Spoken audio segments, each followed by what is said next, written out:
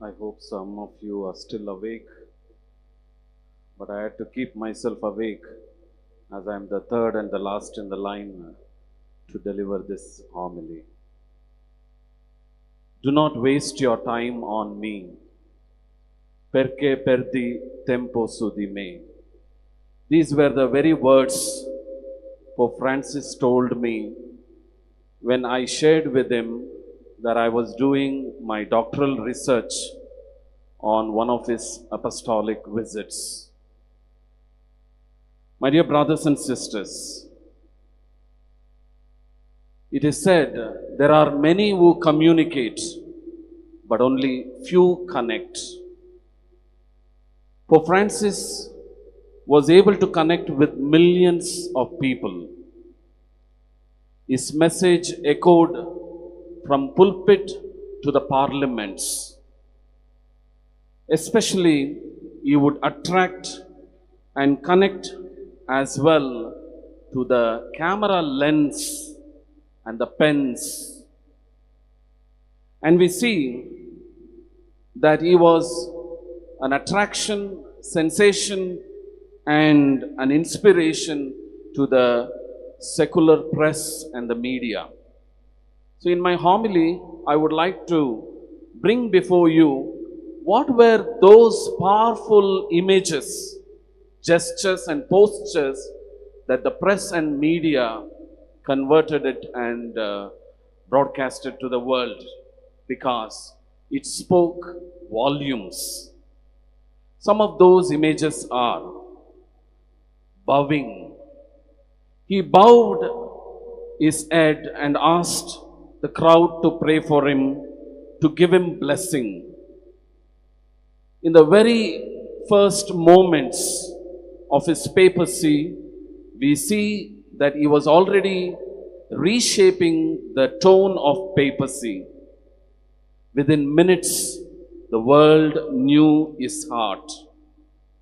By choosing the name Francis, he signaled a papacy that is rooted in poverty, peace, and proximity to the people. He refused the traditional papal palace, chose simpler vestments, and carried his own briefcase.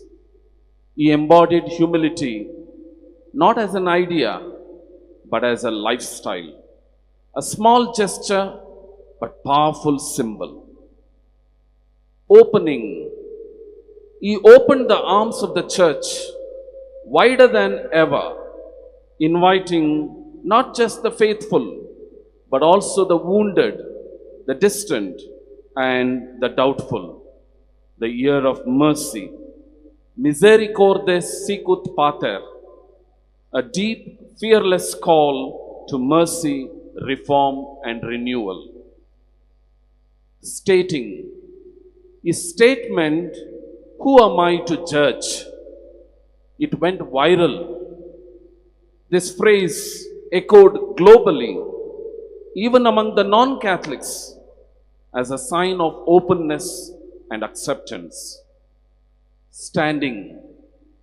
Is standing during the COVID-19 in an empty, rain-soaked St. Peter's Square to give the Urbi et Orbi blessing to the world, a haunting, unforgettable image that symbolized hope and global suffering. Washing the feet of the prisoners, including women and Muslims. We see how he broke the tradition and expectations. The media saw this not just as a ritual, but radical compassion. Care for our common home became a global voice on climate change, quoted by scientists, world leaders, and activists. Pope Francis hugged the refugees, migrants, children at Lampedusa, Lesbos, went with the victims of genocide, and met the children orphaned by the war. He made headlines not just for where he went, but why he went. Smelling. Pope Francis famously said, the shepherd must have the smell of the sheep. This is not just poetic. It is a challenge to every bishop, every priest, and every Christian to be close to our people. He also gave the image of the church as the field hospital after the battle. Building. A man of bridge building. As his very name suggests, Francis, after the saint of Assisi, he strived for peace and interreligious dialogue. Finally, listening. Listening with the ears of the heart. And this listening transcends mere sound, inviting us to hear with compassion, understanding, and peace. Above all, he was a conscience of the world. He was human, a pastor, a prophet. His message to the world remains very clear. To serve the poor is not charity, it is justice. Yes, truly actions speak louder than words. The Time magazine in the year 2013 proclaimed him as the man of the year, the person of the year.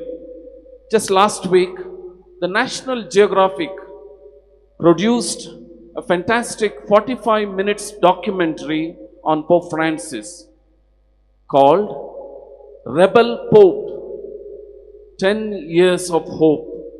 The video is breathtaking. It has for its statement Pope Francis' commitment to speak up on the issues of poverty, migration, gender equality, climate change. It has made him a rebel with a noble cause. A rebel with a noble cause. A reporter from America magazine asked Pope Francis, who is George Mario Bergoglio? And Pope Francis, in simple words, he said, I am a sinner. I am a sinner. He realized the human condition that we are sinners and we need to go to Jesus. Fratelli tutti, Laudato Si, Amoris Laetitia, Evangelii Gaudium, one can see in these pages his concerns, his expectations, experiences, advice, and his vision. The Synod on Synodality is a process initiated by Pope Francis to encourage dialogue and participation at all levels in the Church, to include women, young youth, and the children. And we see also of the people who are on the periphery. The Sunday of the Divine Word, the Sunday for the World Sunday of the Poor, Mary, Mother of the Church, the Sleeping Joseph.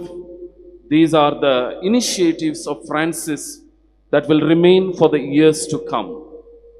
Pope Francis was not a ruler who wielded power for privilege. He was a servant who chose simplicity over opulence, humility over hierarchy. His revolutionary spirit shook the foundations of tradition, initiating and building reforms in the Church. He refused to turn away from the wounds of the world. He made those wounds of the world his own wounds. And these 12 years of Pope Francis' papacy has been a watershed moment in the history of the Church. Pope Francis is not just a religious leader, he is a global moral leader. His words resonate in parliaments and protests. His encyclicals are read by economists and ecologists, and his humility disarms even the hardened skeptics. His legacy may be best summed up not in doctrine, but in posture, in gestures. He kneels to kiss the feet of peace brokers. He embraces the sick, dines with the homeless, and smiles at the children with disability. He once said, "A sinner whom the Lord has looked upon." And in looking upon him, the world has caught a glimpse of Christ's mercy. You know, very jokingly, someone asked Pope, "If you get re-elected, what is the name that you are going to choose?" And he said, "I will choose John 24th. And he said this because that he would not choose Francis II. He said there is only one Francis. My dear friends, his last blessing, Christ is our hope, peace is possible. May this always echo and re-echo within our Archdiocese. Together with the psalmist in the Bible, we say, "May we hold firm, take heart, and hope in the Lord." The world is orphaned at the death of Pope Francis. May he rest in peace. Amen.